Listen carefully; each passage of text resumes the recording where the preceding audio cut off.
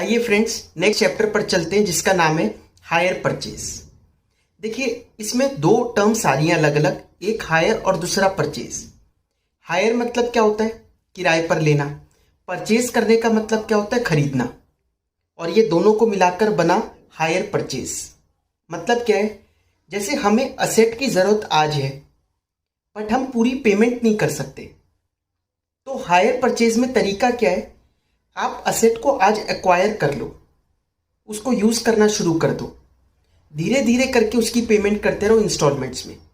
जैसे ही इंस्टॉलमेंट पूरी हो जाएगी तो वो असेट की ओनरशिप हमारे को ट्रांसफर हो जाएगी। तो हम असेट को यूज करते रहे, हमारा काम भी चलता रहा, बस ठीक है, ओनरशिप नहीं हुई। ओनरशिप तब मिलेगी जब आप पूरी पेमेंट कर दोगे उसको।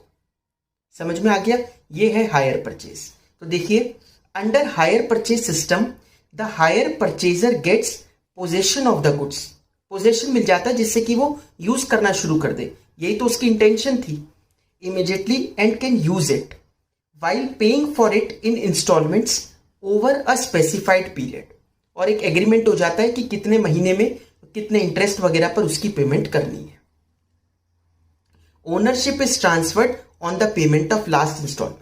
जब हम आखिरी इंस्टॉलमेंट प्रीपे कर देंगे उसकी, तब ओनरशिप हमें ट्रांसफर हो जाएगी उस असेट की। समझ में आ गया? ये होता है हायर परचेज। देखिए, जर्नल एंट्री पर चलने से पहले इसमें कुछ इंटरेस्ट वगैरह की कैलकुलेशन के क्वेश्चन आते हैं, उसको डिस्कस करते हैं। देखिए, एक दो टर्म्स में आपको बता दूं। एक तो पहली टर्म बताता हूं, कैश प्राइस। कैश प्राइस का मतलब क्या होता है? कैश प्राइस का मतलब है बिना किसी इंटरेस्ट के प्राइस। मतलब अगर उस असेट को आज आप खरीद लेते पूरी पेमेंट करके, तो वो कितने की पड़ती, वो कैश प्राइस है। जैसे अगर आप आज ही पेमेंट कर दो तो वो असेट 5 लाख रुपए की है, लेकिन अगर आप उसको ईएमआई पर लेते हो, इंस्टॉलमेंट धीरे धीरे करके पे करोगे, तो वो आपने देखा टोटल लगा के तो वो 7.5 लाख रुपए के करीब की बैठ रही है। ठीक है, तो 5 लाख क्या हो गया? Cash price. मतलब इमीडिएटली अगर हम पेमेंट कर दें तो वो कितने की पड़ेगी। दूसरा टर्म बताता हूं, डाउन पेमेंट। डाउन पेमेंट है, ऐसा नहीं हो सकता कि अगर कोई 5 लाख की एसेट ली तो सारी पेमेंट ही इंस्टॉलमेंट्स में चली जाएगी। कुछ तो आपको डाउन पेमेंट भी करनी पड़ेगी, 10%, 20%, जैसा भी उनका रूल रेगुलेशन होंगे। तो डाउन पेमेंट का मतलब होता है कि कैश प्राइस में से कितना आप इमीडिएटली देने को तैयार हो, बाकी सारा आपका इंस्टॉलमेंट्स में कन्वर्ट हो जाता है। कि 5 लाख में से आप 10%, 50,000 रुपए दे रहे हो, 4.5 लाख रुपए की इंस्टॉलमेंट्स बन जाएगी, प्लस इंटरेस्ट। समझ में आया? इंटरेस्ट हमेशा किस पर लगता है? आउटस्टैंडिंग बैलेंस पर। ये कोई हायर परचेज का कंसेप्ट नहीं है। आप कहीं पर भी लाइफ में देखोगे, इंटरेस्ट तो हमेशा आउटस्टैंडिंग बैलेंस पर लगेगा। 5 लाख की चीज खरीदी, 50,000 इमीडिएटली पे कर दिए, तो कितना आउटस्टैंडिंग हो गया? 4.5 लाख। अब जब आप पहली इंस्टॉलमेंट देने जाओगे, इंस्टॉलमेंट में प्रिंसिपल अमाउंट आप कितना भी दो, प्रिंसिपल अमाउंट आप कितने का भी बनवाओ, एक बात तो पक्की है कि इंटरेस्ट किस पर लग रहा होगा? 4.5 लाख पर, क्योंकि आउटस्टैंडिंग कितना था? 4.5 लाख। अब उसमें से आप 4.5 लाख में से हो सकता है 1 लाख रुपए का प्रिंसिपल पे कर जाए, तो अब कितना ड्यू हो गया? 3.5 लाख। तो अगली बार जब आप देने जाओगे तो 3.5 लाख पर इंटरेस्ट लगेगा। समझ में आ रही है ना बात? तो हमेशा इंटरेस्ट आउटस्टैंडिंग बैलेंस पर लगता है। ठीक है, तो cash price, down payment, interest किस पर लगता है, ये सारी चीजें मैंने आपको बता दी है। तो आइए पहला केस देखते हैं। पहला केस क्या है? Calculation of interest when cash price and rate of interest is given. अगर आपको रेट ऑफ इंटरेस्ट और कैश प्राइस दे दे तो किस तरीके से इंटरेस्ट की वैल्यू निकाली जाती है वो हमारे को समझना है। जैसे एग्जांपल देखो, X purchases a car on hire purchase whose cash price is ₹15,980। अगर हम आज ही सारी पेमेंट कर दे तो सिर्फ कितने का पड़ेगा? 15,980 का।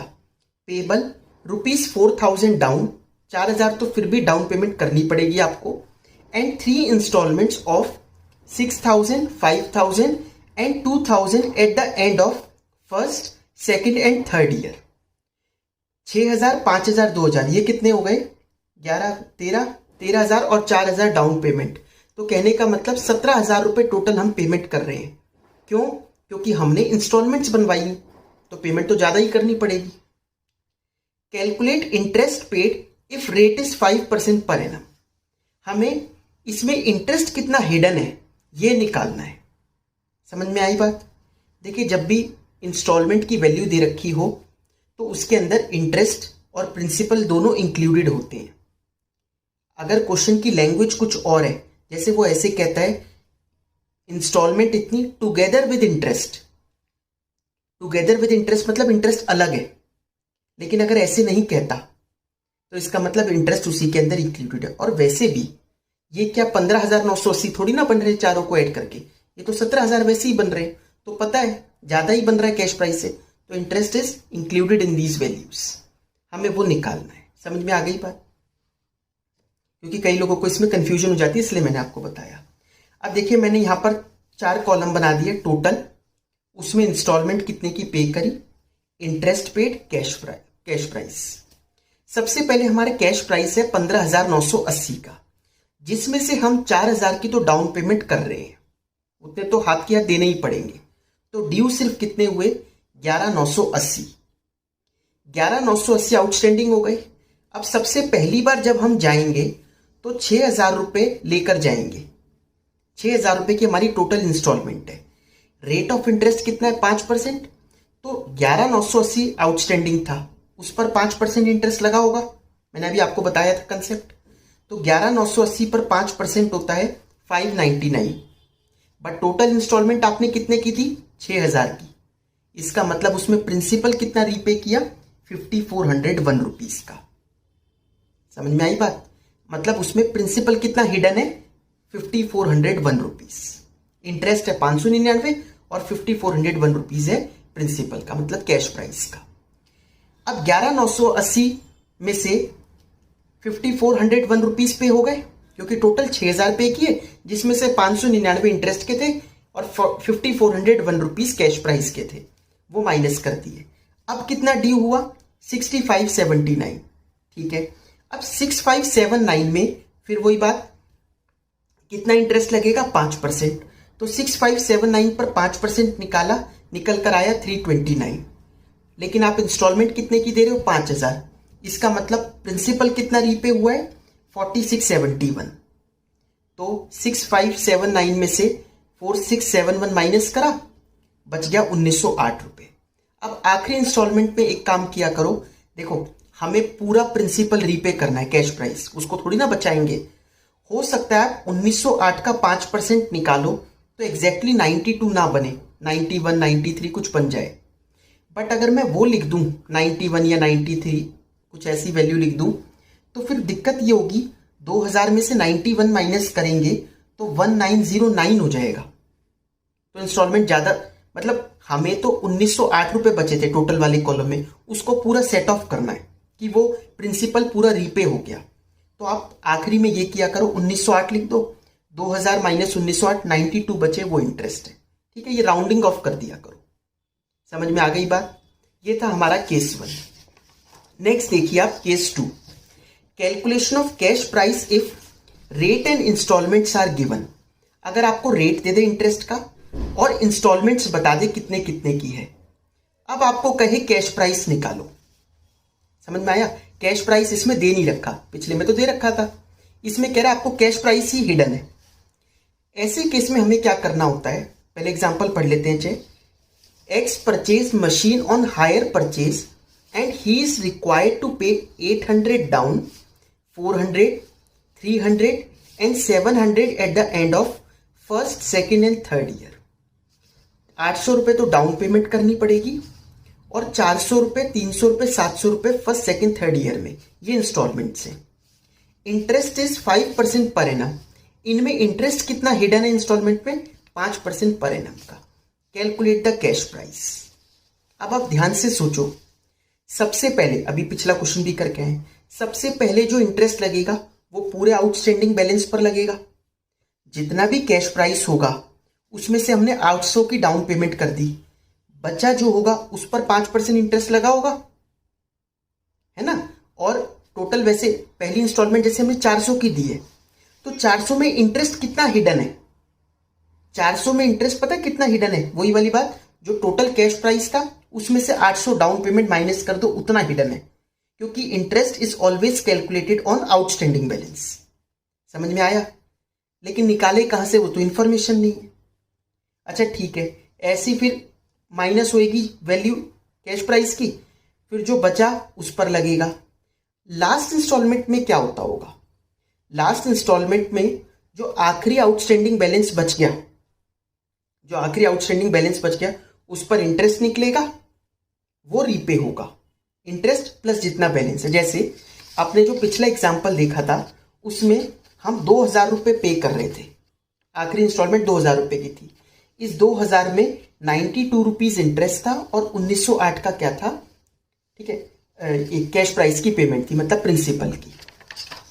मेरा कहने का मतलब ये है, हम शुरू से तो नहीं चल सकते कि कितना हिडन है, बट आखिरी वाली जो इंस्टॉलमेंट है जो कि कितने की, 700 की, उसमें तो हमें पता है कि 700 का ही अगर हम रिवर्स कैलकुलेशन करें, मतलब 700 इंटू 5/105 करें तो हम लोग निकाल सकते हैं उसमें इंटरेस्ट कितना है। तो आखिरी वाले का इंटरेस्ट आ जाएगा 700 इंटू 5/105 इक्वल टू 33 रुपीज़। ये इंटरेस्ट इंक्लूडेड है इसमें। समझ में आया?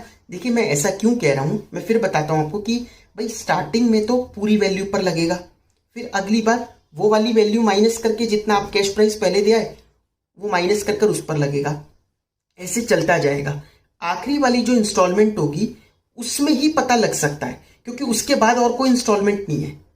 आखिरी वाली जो इंस्टॉलमेंट है हमारी, उसमें उसी वैल्यू पर इंटरेस्ट लग रहा होगा बस, जो उसके अंदर आउटस्टैंडिंग है।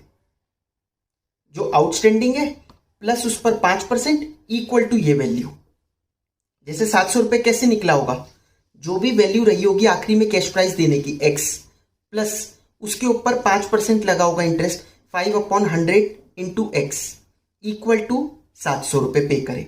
अब x को कॉमन निकाल दिया, ब्रैकेट में 1 + 5/100, तो 1 + 5/100 को जब सॉल्व करोगे तो 105/100 ही हुआ, इक्वल टू 700। x की वैल्यू निकालने के लिए 700 इंटू 100/105, इंटरेस्ट की वैल्यू निकालने के लिए 5/105, वही कर रहे हैं 5/105। समझ में आ गया? आई होप क्लियर हुआ होगा, ये तो मैथ्स की चीज़ें हैं। तो 33 रुपीज़ उसमें इंक्लूडेड है, माइनस करा, कैश प्राइस आ गया 667।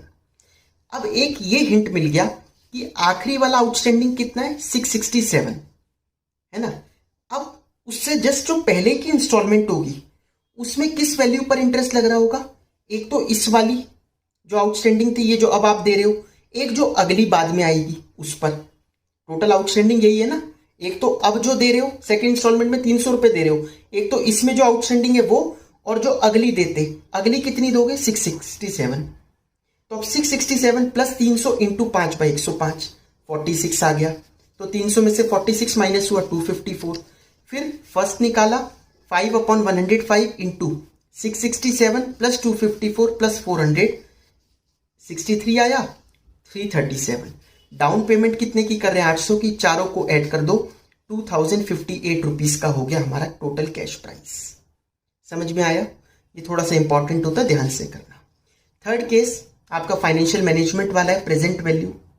प्रेजेंट वैल्यू आपको पता ही है कि फ्यूचर में अगर कुछ पैसा मिलने वाला है या पैसा हमें देना है तो उसकी आज की वैल्यू कितनी है। जैसे अगर मैं सिंपल वे में बताऊं, हमें साल के एंड में किसी को 55 रुपीज़ पे करने हैं, ठीक है। तो अगर मैं वो पैसे आज ही कहीं इन्वेस्ट करना चाहता हूँ जिससे कि उसको 55 बन जाए साल के एंड तक, तो मुझे आज कितने रुपए इन्वेस्ट करने पड़ेंगे? मान लेते 10% रेट ऑफ इंटरेस्ट चल रहा है, तो मैं 50 रुपये इन्वेस्ट करूंगा आज। कैसे? 50 का अगर हम 10% इंटरेस्ट निकाले तो कितना होता है, 5 रुपये। तो आज की डेट में तो 55 की आज की प्रेजेंट वैल्यू कितनी, 50 रुपीज़ की। 50 आपने क्या किया, 50 इंटू 1 + r करा, ठीक है, रेट ऑफ इंटरेस्ट। अब r/100 बोल लो चाहे, इक्वल टू 55। अब मैं 1 + r/100 को उधर ले जाऊं तो 50 equal to 55 divided by 1 + r/100।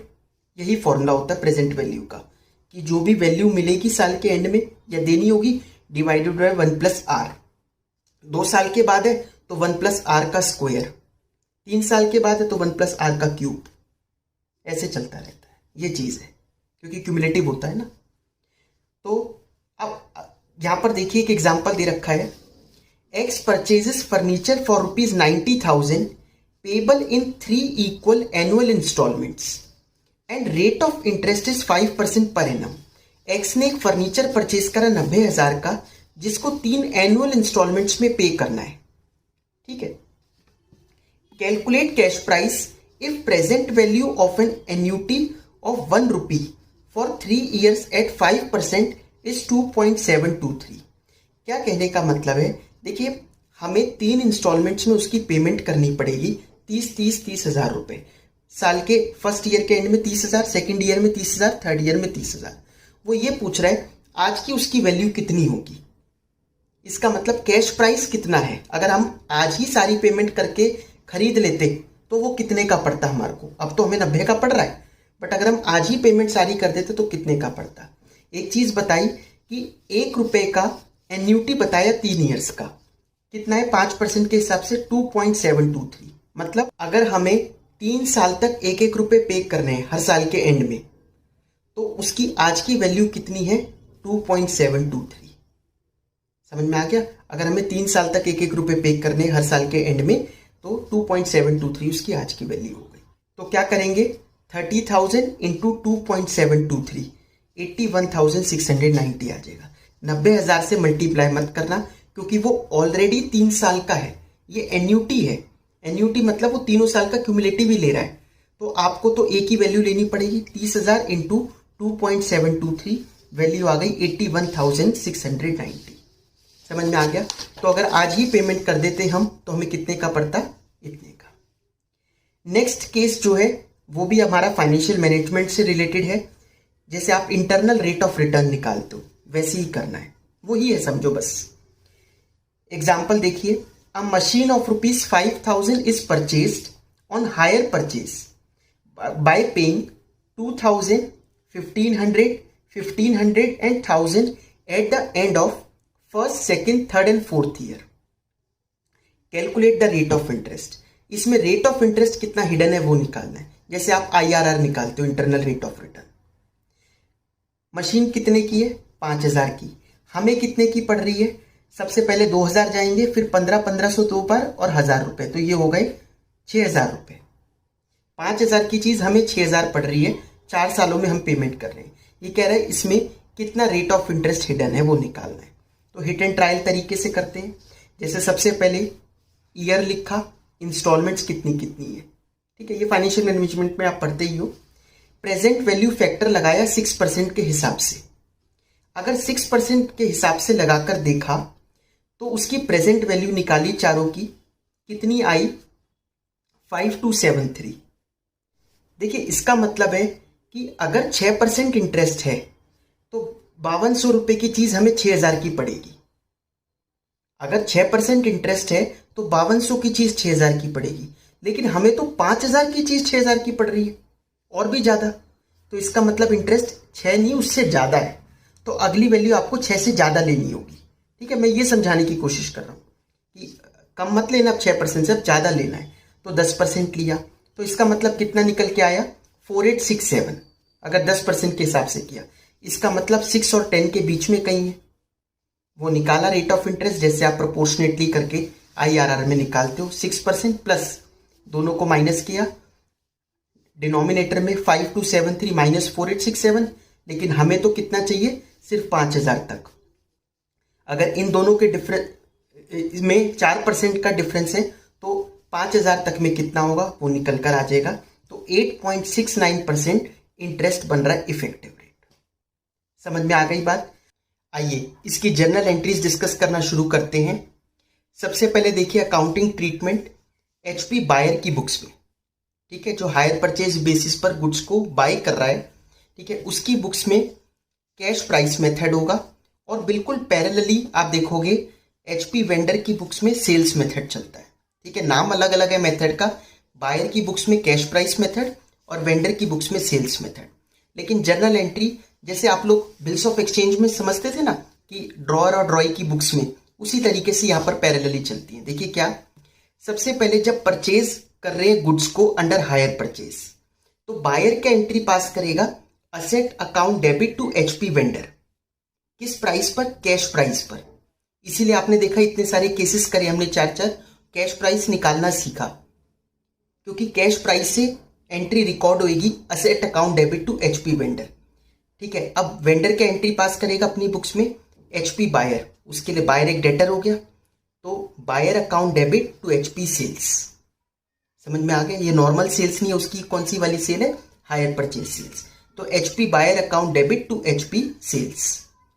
Next, अब इस कैश प्राइस में हो सकता है हमने कुछ डाउन पेमेंट करी हो, तो वो डाउन पेमेंट के लिए अपनी जो हमने लाइबिलिटी ऊपर क्रिएट की थी वो उतने से कम कर दो to bank account, HP vendor account debit to bank account. समझ में आया, वेंडर को पैसा मिल रहा है तो वो एंट्री करेगा bank account debit to HP buyer. समझ में आया ना, सिंपल सी चीज है। अब इंटरेस्ट को रिकॉर्ड करते हैं। ठीक है, इंटरेस्ट को ड्यू करा सबसे पहले एचपी बायर ने, उसके लिए तो खर्चा है, तो interest account debit to HP vendor, due कर दिया इंटरेस्ट। उसने भी ड्यू करा लेकिन उसको रिसीव करना है वेंडर को, तो एचपी बायर डेबिट, ठीक है, डेटर बन गया, to interest account, HP buyer debit to interest, income record कर ली। अब जब इंस्टॉलमेंट की पेमेंट होगी तो बायर क्या एंट्री पास करेगा, HP vendor account debit to bank account. इसमें वही जितना कैश प्राइस वाला अमाउंट है प्लस इंटरेस्ट दोनों मिला के पेमेंट कर दो। कहने का मतलब इंस्टॉलमेंट की पेमेंट, उसमें इंटरेस्ट और प्रिंसिपल दोनों आ गया। HP vendor debit to bank account, वो क्या एंट्री पास करेगा, bank account debit to HP buyer. ठीक है, अब नेक्स्ट एंट्री होगी डेप्रिसिएशन रिकॉर्ड करने की। हमने एचपी बायर की बुक्स में सबसे पहले एंट्री क्या पास की थी, asset account debit to vendor. Asset किस वैल्यू पे रिकॉर्ड किया था, कैश प्राइस पर। तो आइए अब उस पर डेप्रिसिएशन लगाते हैं साल के एंड में, depreciation account debit to asset account. ठीक है, हाँ, वेंडर कोई एंट्री इसकी पास नहीं करेगा। अब ये दो एक्सपेंस हमने रिकॉर्ड करे, एक तो ऊपर इंटरेस्ट रिकॉर्ड किया था, एक डेप्रिसिएशन, ये दोनों पी एंड एल में ट्रांसफर कर दो। इसके P and L account debit to interest to depreciation. HP vendor क्या करेगा, इसने एक तो सेल्स रिकॉर्ड करी थी, वो अपने ट्रेडिंग अकाउंट में ले जाएगा सेल्स को, और दूसरा इंटरेस्ट की इनकम थी वो पी एंड एल में ले जाएगा। तो interest account debit to P and L और HP sales account debit to trading account. ये एंट्रियां समझ में आई आप लोगों को। देखिए बैलेंस शीट में कैसे डिस्क्लोज करना इन चीजों को। तो सबसे पहले नॉन करंट असेट में असेट की वैल्यू दिखाएंगे माइनस डेप्रिसिएशन। लाइबिलिटी साइड में एक तो आपने जो एचपी वेंडर क्रिएट करा था लाइबिलिटी वो आ जाएगी, और interest accrued but not due. ये क्या होगा, जैसे अगर हमने इंस्टॉलमेंट पे करी थी, आखिरी इंस्टॉलमेंट हमारी 31 जनवरी को गई, अब बुक्स तो 31 मार्च को बन रही है, अगली बार हो सकता है फिर 6 महीने बाद जाना उसको देने के लिए, लेकिन 31 जनवरी के बाद 31 मार्च 2 महीने तो इस साल फॉल कर रहे हैं ना, तो वो इंटरेस्ट अक्रू हो गया बट ड्यू नहीं हुआ। ठीक है, इसलिए शो करेंगे। और वेंडर कैसे एंट्री दिखाएगा, असेट साइड पे एचपी बायर को लिखेगा और वही अक्रूड इंटरेस्ट, वो भी 2 महीने का इंटरेस्ट को अक्रू करके दिखा देगा। समझ में आया, ये डिस्क्लोजर होता है। कंपनी के केस में ये कह रहा है कि जब हम एचपी वेंडर लिखते हैं कि इतनी लाइबिलिटी है, तो वो लाइबिलिटी को बाइफिरकेट करना है, जो अगले साल ड्यू हो रही है उसको करंट लाइबिलिटी में, जो 1 साल के बाद ड्यू होगी वो नॉन करंट लाइबिलिटी में। पता ही है ये आपको। और एचपी वेंडर क्या करेगा, वो भी असेट को नॉन करंट असेट और करंट असेट में डाल देगा। जितना पैसा उसको अगले साल मिलना है बायर से वो करंट असेट, जो 1 साल बाद मिलना है वो नॉन करंट असेट। समझ में आई ये बात आप लोगों को।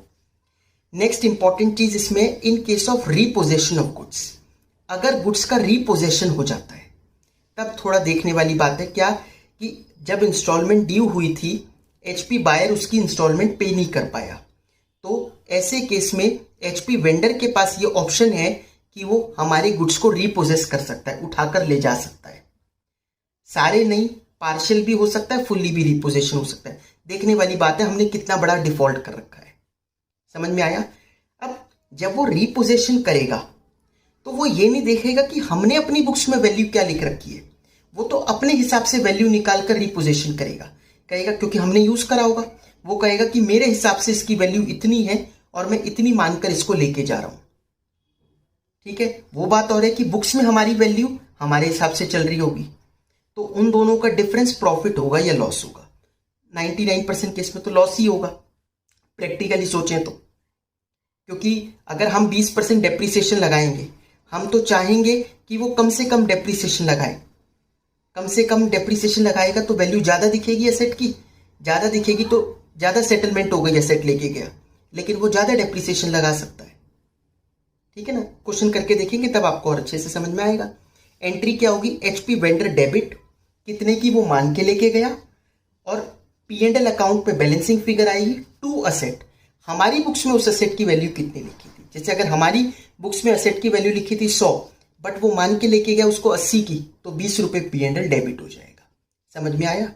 वेंडर क्या एंट्री पास करेगा, वो तो गुड्स लेके आ रहा है तो उसके कोई प्रॉफिट लॉस तो है नहीं। गुड्स रिपोजिस्ट अकाउंट डेबिट, गुड्स बढ़ गए उसके यहाँ टू एचपी बायर, और उतने से उसका एचपी बायर कम हो गया। जो उसने डेटर क्रिएट कर रखा था हमें, उतने से वो कम कर देगा कि ठीक है चलो इतने तो नहीं देने आपको, क्योंकि इतने के तो मैं गुड्स उठा लाया। समझ में आ गया। इसका एक और मेथड है, बिल्कुल इसी के तरीके से होता है interest suspense method. Interest suspense में क्या होता है, हम सारा इंटरेस्ट एक बार में रिकॉर्ड कर लेते हैं, बट आप कंफ्यूज मत होना, ये मत सोचना फिर अक्रूवल बेसिस का क्या होगा। उस इंटरेस्ट सस्पेंस क्रिएट करने के बाद भी उसका कोई फाइनेंशियल इंपैक्ट नहीं पड़ता, बिल्कुल सेम इंपैक्ट है जो पहले मेथड में है। देखिए समझ आएगा आपको। Books of HP buyer, HP vendor, सबसे पहले जब गुड्स परचेज करे हायर परचेज में, asset account debit to HP vendor, सामने उसने क्या की, बायर डेबिट टू सेल्स, ये तो नॉर्मल वही एंट्री पहले भी की थी। अब डाउन पेमेंट कर दो, HP vendor debit to bank, वो क्या करेगा, bank account debit to HP buyer, ये भी वही एंट्री है। अब देखो क्या करा, सारा इंटरेस्ट एक बार में रिकॉर्ड कर लिया, HP interest suspense account debit to HP vendor, और लाइबिलिटी क्रिएट कर दी पूरे इंटरेस्ट की। जितना भी इंस्टॉलमेंट्स पर टोटल इंटरेस्ट हमारा आगे जाना है सारा एक बार में रिकॉर्ड कर लिया, interest suspense account debit to vendor, और लाइबिलिटी क्रिएट कर दी। उधर उसने क्या किया, HP buyer debit to HP interest suspense account, उसने buyer debit to HP interest suspense कर दिया, मतलब उसने असेट बना ली उतने की। लेकिन फिर भी फर्क नहीं पड़ेगा, अभी बताता हूं क्यों। अब इस रेलेवेंट पीरियड का इंटरेस्ट रिकॉर्ड करते हैं, क्योंकि यही अक्रूवल बेसिस है। इस बार का interest, interest account debit to HP interest suspense account, पहले हमने एचपी इंटरेस्ट सस्पेंस को डेबिट किया, अब उसको क्रेडिट करके क्या क्रिएट कर दो, इंटरेस्ट अकाउंट। समझ में आया। अब देखा जाए तो इंटरेस्ट सस्पेंस में कितना बैलेंस बच गया, इस साल के इंटरेस्ट को छोड़ के सारा इंटरेस्ट, इस साल का तो हमने माइनस कर दिया ना, क्योंकि आपने टू इंटरेस्ट सस्पेंस उतना कम कर दिया इंटरेस्ट सस्पेंस। तो अब इंटरेस्ट सस्पेंस में कितना इंटरेस्ट है आगे का, आपको पता है जब बैलेंस शीट में डिस्क्लोज करेंगे ना, तो एचपी वेंडर में से ये माइनस करके दिखाएंगे। आपने करा क्या है, interest suspense debit to HP vendor करा है, लाइबिलिटी बढ़ा दी एचपी वेंडर में, तो उसको माइनस करके दिखा देंगे इंटरेस्ट सस्पेंस को वेंडर में से, तो कोई फर्क नहीं पड़ेगा ना। जितना वेंडर आपने बढ़ाया उतना ही लेस इंटरेस्ट सस्पेंस कर दिया, तो अल्टीमेटली इंपैक्ट सेम हुआ। ठीक है, सामने वो क्या एंट्री पास कर रहा था, interest suspense account debit to interest, उसने भी इंटरेस्ट सस्पेंस उतने से ही कम कर दिया अपना। देखिए आपको डिस्क्लोजर समझ में आएगा। पेमेंट ऑफ इंस्टॉलमेंट, इंस्टॉलमेंट की जब पेमेंट होगी तो वेंडर डेबिट टू बैंक, सामने वाला वही bank debit to HP buyer. Depreciation की entry same, depreciation to asset. Closing entries P&L debit to interest to depreciation, वो वही वाली करेगा, interest to P&L, sales to trading account. ये तो सेम एंट्रीज चल रही हैं, बस एक इंटरेस्ट की तो जुड़ी है। देखो डिस्क्लोजर कैसे हो रहा है, ये इंपॉर्टेंट है, इससे आपको समझ में आएगा कि कोई दिक्कत नहीं हुई। सबसे पहले वही फिक्स्ड असेट में असेट माइनस डेप्रीसिएशन दिखा दिया। अब लाइबिलिटी में देखो एचपी वेंडर, उसमें बैलेंस इन इंटरेस्ट सस्पेंस हम माइनस करके दिखा रहे हैं। इंटरेस्ट सस्पेंस में क्या पड़ा था, इस साल के इंटरेस्ट को छोड़ के आगे का इंटरेस्ट, तो वो हमने माइनस कर दिया। वो ही शो नहीं होना चाहिए ना अक्रूवल बेसिस के हिसाब से, नहीं हो रहा। एचपी वेंडर की लाइबिलिटी अब सही हो गई। असेट साइड पर सामने वाला देखो, एचपी सेलर मतलब वेंडर कैसे करेगा, बायर खोला असेट साइड पे, माइनस बैलेंस इन इंटरेस्ट सस्पेंस, उसने माइनस कर दिया, अमाउंट आ गया। क्लियर हुआ आप लोगों को ये मेथड भी। आइए इसकी एक इलस्ट्रेशन देखते हैं। Illustration number 8। X limited purchased 3 scooters from super Motors costing ₹75,000 each on hire purchase system. 3 scooter purchase कर रहा है एक्स लिमिटेड सुपर मोटर से, कितने कितने के, 75,000 रुपए के। Payment was to be made 45,000 down payment करनी है 45,000 की। वैसे 75,000 के 3 है तो 2,25,000 के हो गए, जिसमें से 45,000 तो डाउन पेमेंट करनी है and the reminder in 3 equal instalments, बचे हुए 3 इक्वल इंस्टॉलमेंट्स पर 225 में से 45 पे कर दें तो बचे कितने 180, टुगेदर विद इंटरेस्ट ऑफ 9%, और साथ में इंटरेस्ट देना है 9% का। 3 इंस्टॉलमेंट में देने हमें 1,80,000 तो 60 हज़ार रुपये जाएंगे। 60,000 प्लस इंटरेस्ट किस पर लगेगा, पूरे 180 पे। फिर अगली बार 60,000 प्लस इंटरेस्ट किस पर लगेगा, 120 पर। फिर अगली बार 60,000 प्लस इंटरेस्ट किस पर लगेगा, 60,000 पर। समझ में आया ना? Interest is always calculated on outstanding balance together with interest 9%. X Limited writes of depreciation at the rate of 20% on the diminishing balance. Depreciation कितने पे लगाता है ये 20% WDV मेथड पर. It paid the instalment at the end of first year. पहले year की instalment तो आराम से दे दी, but could not pay the next. अगली जब ड्यू हुई तो नहीं दे पाया. 3 तो थी टोटल, सेकंड में उसने डिफॉल्ट कर दिया. इट पेड द अच्छा आगे, Super Motor agree to leave 1 scooter with the purchaser. एक स्कूटर छोड़ गया Super Motors, adjusting the value of other 2 scooters against the amount due. इसका मतलब उसने 2 स्कूटर उठाकर रिपोजेस कर लिए और जितना भी उसका अमाउंट ड्यू था उसके अगेंस्ट एडजस्टमेंट करी. The scooters were valued on the basis of, क्या मान के करी, 30% depreciation annually on WDV basis. वो तो अपने हिसाब से मानेगा वैल्यू. कितना डेप्रिसिएशन माना उसने, 30%. Also x limited settle the set, ठीक है, सेलर्स ड्यूज. अब जो ड्यू बच गए उसकी पेमेंट एक्स लिमिटेड ने कर दी. You are required to give journal entries and scooter account and motor account in the books of, super motor account in the books of X limited for the first 2 years. पहले दोनों साल की, ठीक है, entries करके हमें दिखानी है. देखिए, सबसे पहले स्कूटर परचेज करा, asset account debit to vendor करा था, तो वो scooter account debit to vendor 225 cash price से रिकॉर्ड कर दिया. ठीक है, अब डाउन पेमेंट कर दो.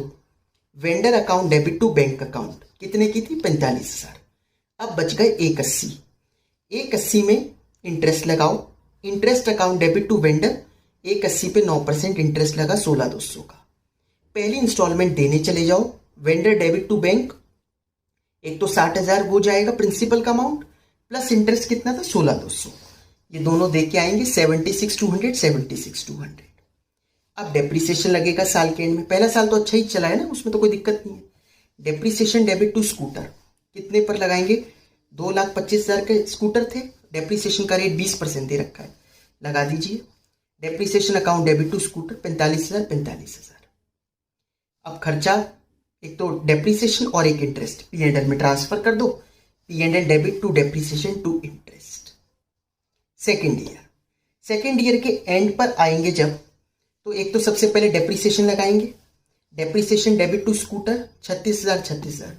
WDV बेसिस पर लगता है ना, तो इस वजह से 36,000. 225 माइनस 45 जो वैल्यू निकली उसका 20%, तो वो 36,000 आ रहा है. इंटरेस्ट रिकॉर्ड करा. Interest account debit to vendor, अब एक 20 पर लगेगा, लगा दिया 10,800. हो सकता है आपको दे तो रही नहीं, तो अक्रूवल बेसिस तो कहता है ना, आपको रिकॉर्ड तो करना ही है. आपने मना थोड़ी ना करा है उसको, ये थोड़ी ना कहा मैं कभी दूंगा ही नहीं, तो अक्रूवल बेसिस के हिसाब से रिकॉर्ड कर दिया. लेकिन वो माना नहीं, सामने वाले ने गुड्स रिपोजेस कर लिए. रिपोजेस भी क्या करे, क्या सोच मानकर कि 30% डेप्रीसिएशन लगाएगा, और कितने एसेट्स लेके गए, 2 स्कूटर को रिपोजेस कर लिया. तो लाइबिलिटी थोड़ी तो कम हुई होगी इस वजह से, तो वेंडर डेबिट होगा, 2 असेट होगा. लेकिन 2 असेट में हम अपने हिसाब से जो वैल्यू हमारी बुक्स में आ रही थी वो क्रेडिट करेंगे. वेंडर डेबिट होगा, कितनी वो लाइबिलिटी मानकर लेके जा रहा है कि कितने की सेटलमेंट हुई, बचा हुआ हमारा लॉस है. जैसे सुपर मोटर डेबिट कितने की मान के लेके गया, एक असेट कितने की थी, 75,000 की, वो 2 लेके गया है 1.5 लाख. सबसे पहले उसने 30% डेप्रीसिएशन लगाया 1.5 लाख पर, 45,000 माइनस कर 1,05,000 बचा, उस पर फिर 30% लगाया 31,500. तो अल्टीमेटली वो कितने की मान के लेके गया, 73,500. ठीक है, तो सुपर मोटर डेबिट 73,500. लेकिन 2 स्कूटर पहले 2 स्कूटर देखो, हमारे हिसाब से उसकी वैल्यू कितनी थी हमारी बुक्स में। देखो 225 हमने शुरू में लिखा था, फिर उसके पर पहले साल में डेप्रिसिएशन लगाया था 45,000 का, फिर लगाया था 36,000 का। ये जो वैल्यू आई ये 3 स्कूटर की है, तो इंटू 2/3 कर दे तो 2 की आ जाएगी। ठीक है, तो ये आ गई 96,000। 96,000 की चीज वो 73,500 की मान के लेके जा रहा है, तो नुकसान तो हुआ। कितने का नुकसान हुआ? 22,500 का। बची हुई हमने सेटलमेंट कर दी, vendor debit to bank account. जितनी भी उसकी पेमेंट बची थी अब वो कर दो। वो लेजर बनाओगे तो और क्लियरली लास्ट में जो बैलेंस निकल के आएगा वो, वरना प्लस माइनस करके देख लो। समझ में आ गया आप लोगों को ये क्वेश्चन? तो ये इलस्ट्रेशन 8 थी, इसीलिए ली क्योंकि ये रिपोजिशन था। अच्छा, मैं आप लोगों को रिकमेंड करूंगा आप इलस्ट्रेशन 9 भी करके देखना। ये डेप्रिसिएशन चैप्टर की तरह, इसमें हायर परचेज का कोई रोल नहीं है, बट अगर इस तरीके का क्वेश्चन आ जाए, आप हायर परचेज की तैयारी करके जाओ और क्वेश्चन आ जाए ऐसा जिसमें थोड़ा डेप्रिसिएशन चैप्टर वाली कंसेप्ट लग रही हो, तो आना चाहिए हम लोग को। तो इलस्ट्रेशन 9 भी आप करके जाना। समझ में आया आप लोगों को ये वाला चैप्टर?